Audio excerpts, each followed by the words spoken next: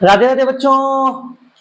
बच्चों हम लोगों ने क्लास 10th का फाइनेंशियल प्लानिंग स्टार्ट किया था, जिसकी हम लोगों ने फर्स्ट प्रैक्टिस सेट 4.1 खत्म कर दी थी।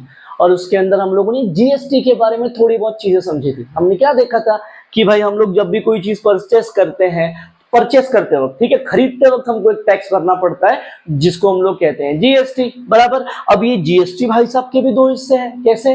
एक है सीजीएसटी, एक है एसजीएसटी, और दोनों के दोनों इक्वल है। हमने ये बात देखी थी। फिर हमने क्वेश्चंस में क्या देखा था बच्चों? क्वेश्चंस में हम लोगों ने देखा था कि अगर मुझे कभी भी अमाउंट ऑफ जीएसटी कैलकुलेट करना है तो वो हम किस पे कैलकुलेट करते हैं?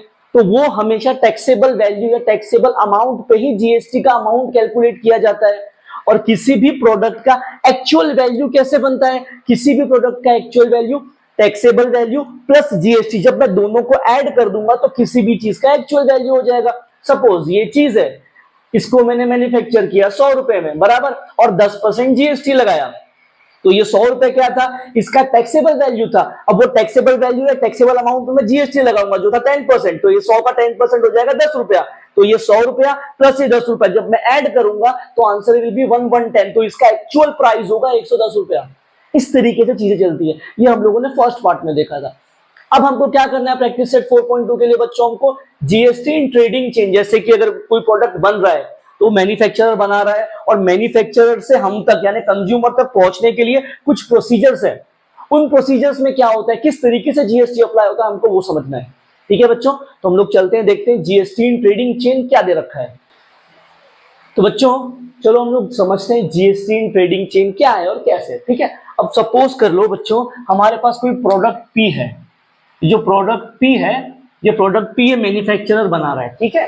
और ये जो प्रोडक्ट पी जब मैन्युफैक्चरर बना रहा है तो उसका जो कॉस्ट है वो 100 रुपया है। मतलब वो अपना प्रॉफिट वगैरह निकाल के चाहता है कि ये जो प्रोडक्ट पी है इसको मैन्युफैक्चरर 100 रुपए में बेचेगा।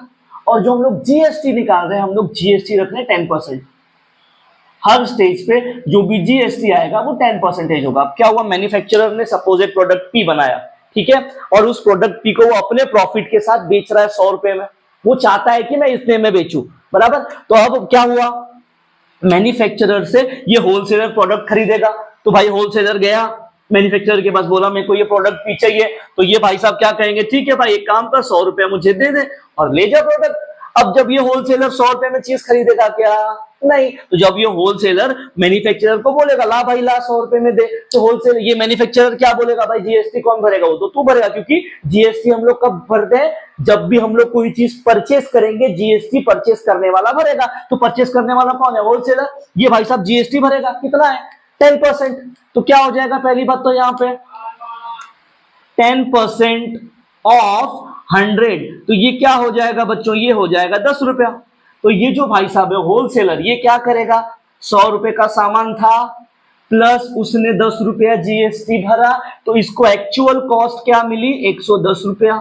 तो अब ये भाई साहब ने क्या किया, होलसेलर ने मैन्युफैक्चरर को 110 रुपए दिए।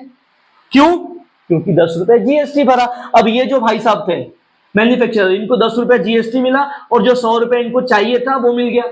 इनका तो काम खत्म हो गया। अब ये क्या करेंगे, 10 रुपया गवर्नमेंट को जीएसटी दे देंगे। चलो ये प्रोसीजर तो यहीं पे खत्म हो गया। अब होलसेलर ने मैन्युफैक्चरर से कितने में खरीदा है प्रोडक्ट भी? 110 रुपए में।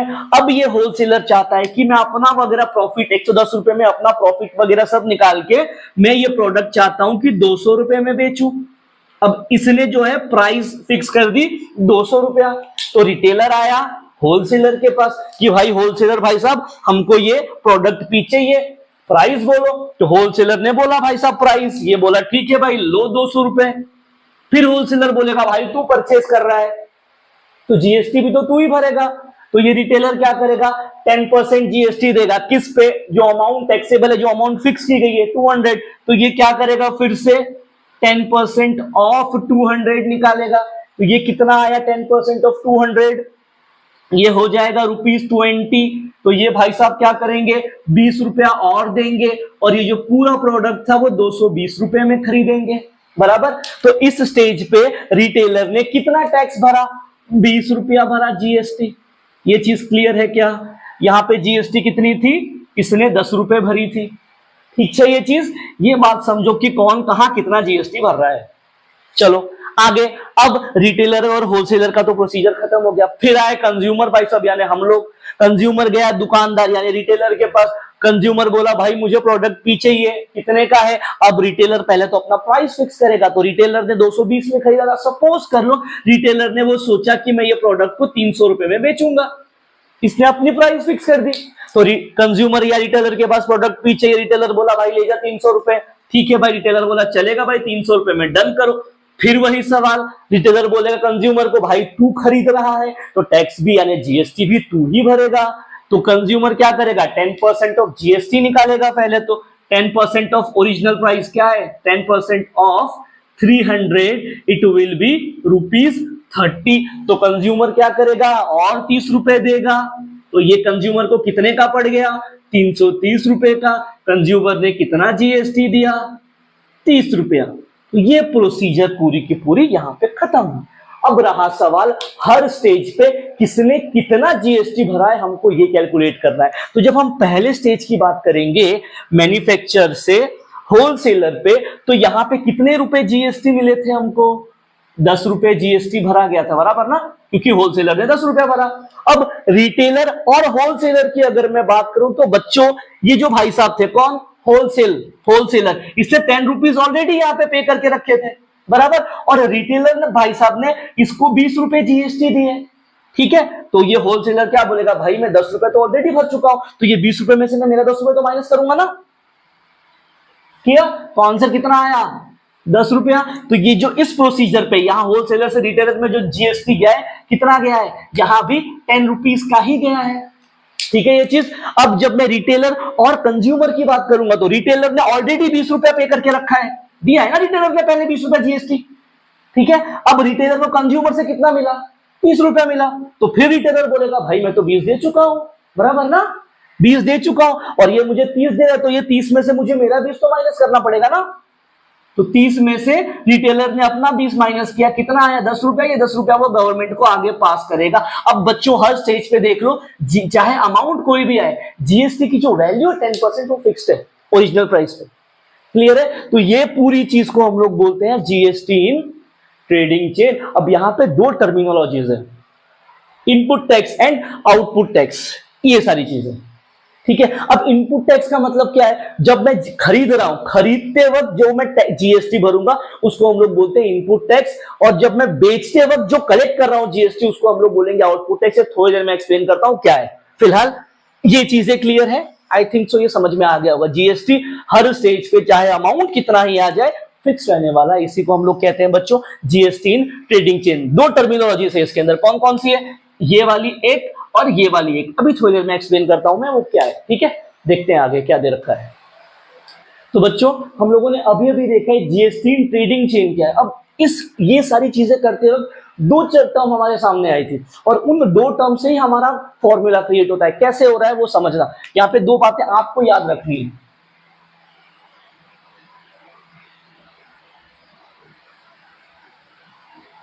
खरीदते टाइम जो जीएसटी हमने भरा है उसको हम लोग बोलेंगे इनपुट टैक्स, क्लियर है। पहली चीज जो आपको याद रखनी है, जब हम लोग eight the time of purchase जो जीएसटी हम लोग भरेंगे या जो भी इंसान भरेगा उसको हम लोग कहेंगे इनपुट टैक्स क्रेडिट, ठीक है। दूसरा, at the time of sale, बेचते टाइम जो बच्चों हम लोग जीएसटी भरेंगे उसको हम लोग बोलेंगे आउटपुट टैक्स, क्लियर है ये चीज। अब जो हम लोगों ने चीज देखी थी कि होलसेलर से जो रिटेलर तक का प्रोसीजर था, तो होलसेलर ने जीएसटी 10 रुपए भरे थे, बराबर है बच्चों। तो ये 10 क्या था? खरीदते वक्त था ना, तो ये आ जाएगा हमारा इनपुट टैक्स क्रेडिट। अब जब ये रिटेलर सामने मतलब ये होलसेलर जब रिटेलर को सामान बेच रहा था तो उसने कितना कलेक्ट किया था? 20 रुपया। जब ये होलसेलर ने मैन्युफैक्चरर से लिया तो 10 रुपया भरा, होलसेलर ने रिटेलर को बेचा तो 20 रुपया लिया, तो ये 20 रुपया क्या था? आउटपुट टैक्स था।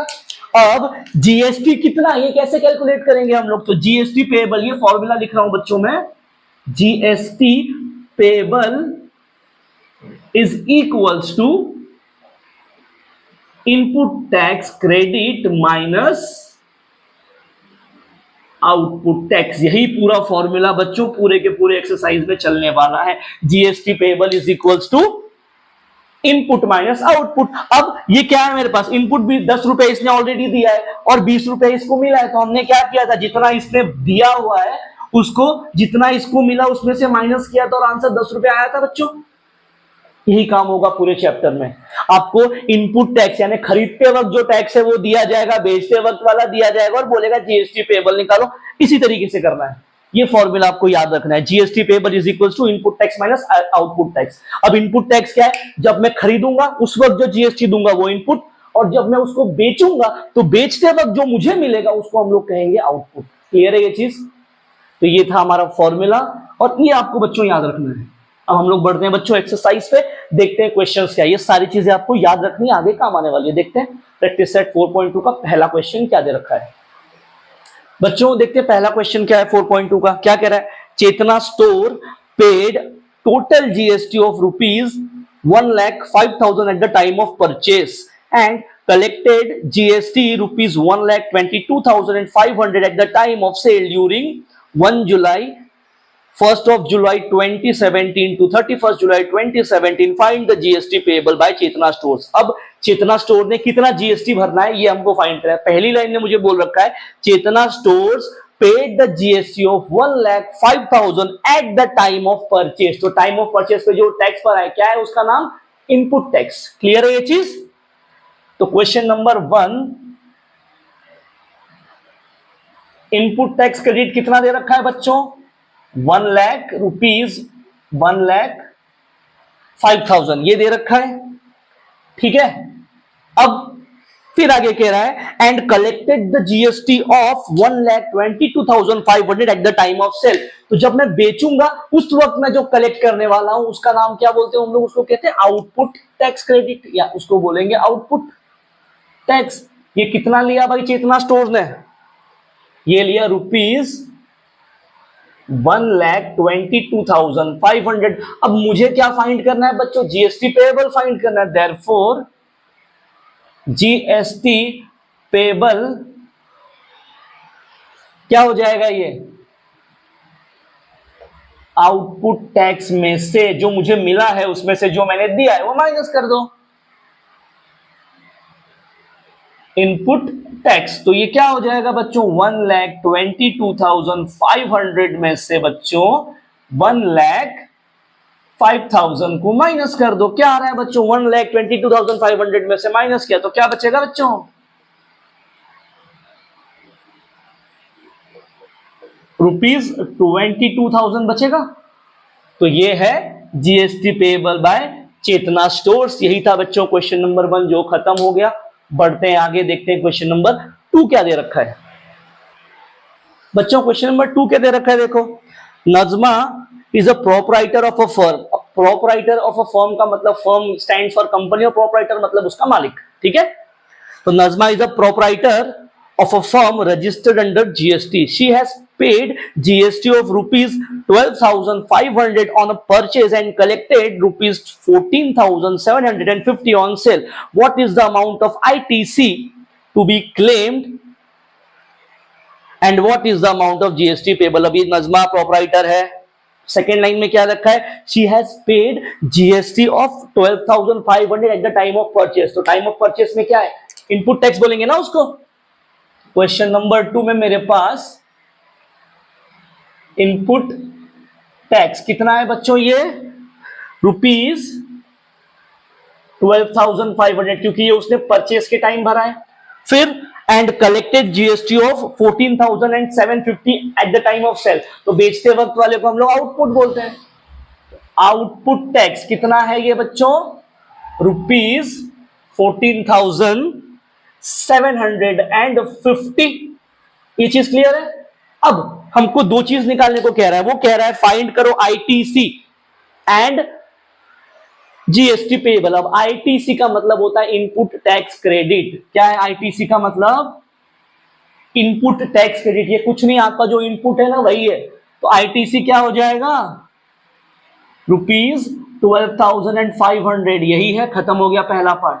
दूसरा क्या बोला है, जीएसटी पेबल। कैसे निकलेगा, आउटपुट माइनस इनपुट से क्या हो जाएगा, therefore GST payable is equals to, direct सिर्फ आउटपुट लिखा हूं, आगे का आप लिख लेना, आउटपुट माइनस इनपुट। सूत्र से बच्चों क्या हो जाएगा, ये आउटपुट कितना है, आउटपुट 14,750 माइनस 12,500, तो ये क्या हो जाएगा, 14,750 में से 12,500 गया। कैलकुलेट करो और लिखो कितना बचना चाहिए, ये को पता नहीं है, ये खुद आप कैलकुलेट करोगे और जो भी आंसर आएगा वो आपका जीएसटी पेबल होगा, आप ये खुद कर लेना। ठीक है बच्चों, तो ये था हमारा क्वेश्चन नंबर 2 प्रैक्टिस सेट 4.2 का।